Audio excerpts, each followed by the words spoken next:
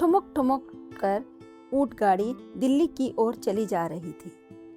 आधी रात का समय था। ऊंट गाड़ी की सवारियां कुछ सोई हुई थीं, कोई ऊँग रहा था तो कोई सपना देख रहा था। अचानक गाड़ी रुकी, कुछ शोर सा हुआ। लगता है लुटेरों ने गाड़ी रुकवा ली थी। जगमल और उसके दो साथी मोटे मोटे लठ लिए हुए थे। उन्होंने गाड़ीवान के मुंह में पहले कपड़ा ठूसा, फिर पांव बांधे और बस सभी से बोले, जगमल का नाम सुना है, किसी का जान नहीं लेता, पर जो कुछ जिसके पास है उसे निकाल दो, वरना ये जो तालाब देख रहे हो उसी में डाल देंगे। लोगों को पता था कि ये जो कह रहा है वह सही होता है। इस जंगल में उनकी गुहार भला कौन सुनेगा। उन्होंने अपनी नकदी निकाल निकाल कर दे दी।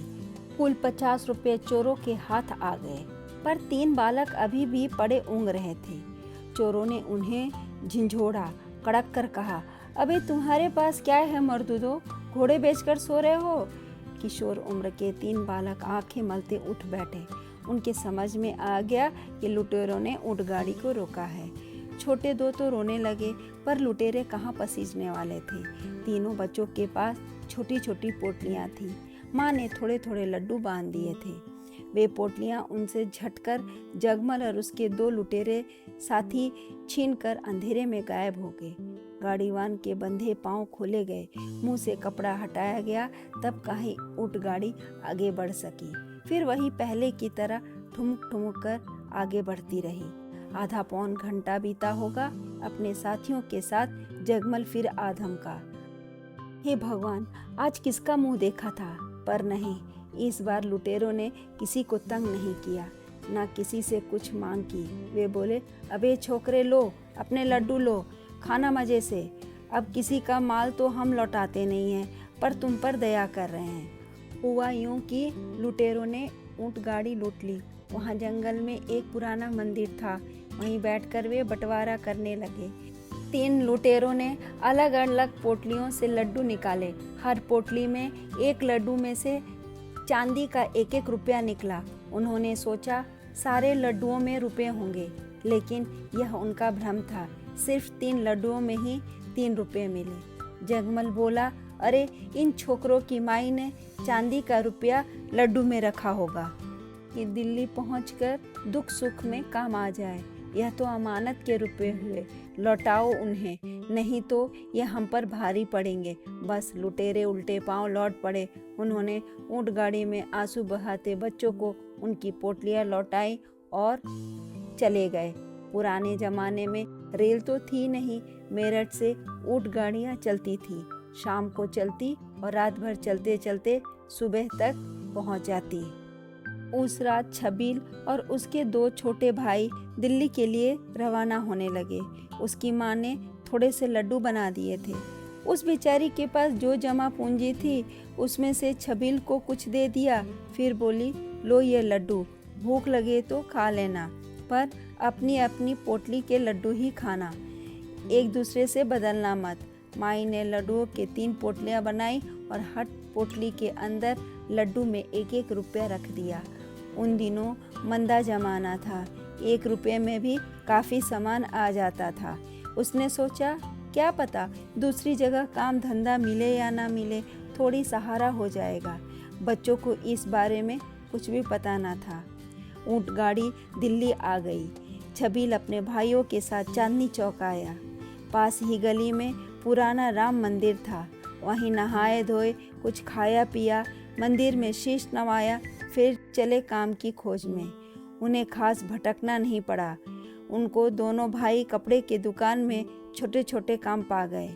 छबील फिर वहीं मंदिर के चबूतरे पर आ बैठा। मंदिर के पुजारी से उसने बातचीत की। एक छोटी कोठरी रहने को मिल गई। अचानक छबील को न जाने क्या सूझा।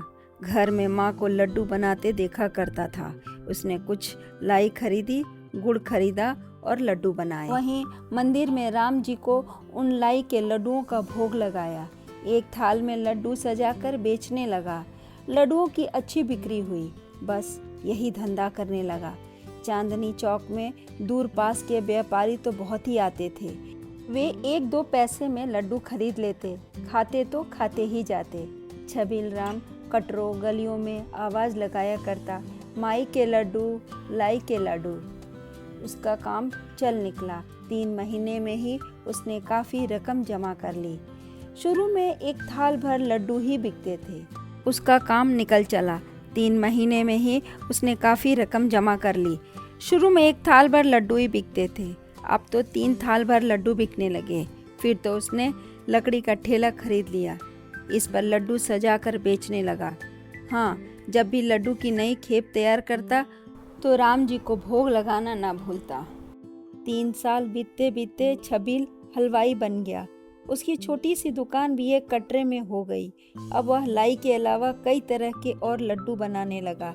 छबील मेरठ से अपनी माँ को दिल्ली ले आया। उसने अपने दोनों भाइयों को दुकान खुलवा दी। बड़े होने पर उनके ब्याह भी कर दिया। परिवार सुख से रहने लगा।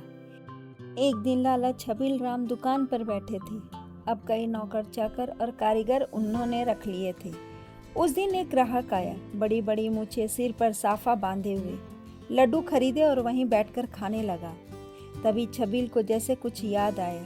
वह चेहरा कुछ जाना पहचाना सा लगा। उन्होंने मन इधर उधर लगाना चाहा, पर रह रहकर छबील उस ग्राहक को ही देखने लगते। आखिर उन्होंने पूछ ही तो लिया, कहाँ से आए हो चौधरी? अरे लाला, मैं बेगमाबाद का हूँ, जगमल मेरा नाम है। ग्राहक बोला। ऊंट गाड़ी की वह यात्रा, उस रात की घटना, सब कुछ जैसे छबील को याद हो आया। पर मूंछों वाले उस ग्राहक से कुछ नहीं कहा। लड्डू खाने और पानी पीने के बाद जगमल पैसे देने लगा तो छबील ने मना कर दिया। जगमल बोला, लाला जी, मैं मुफ्त में किसी का माल नहीं खाता, पैसे तो लेने ही पड़ेंगे।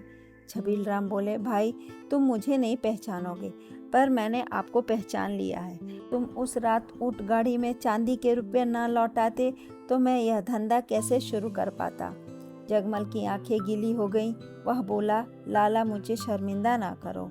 मन पलट गया। उस दिन के बाद मैंने वह धंधा ही छोड़ दिया। लो, अपने पैसे लो। उसने छबील राम को पैसे दिए और कुछ सोचता हुआ झटपट वहां से चला गया। लाला ने उसके दिए पैसे मंदिर में चढ़ा दिए। धन्यवाद।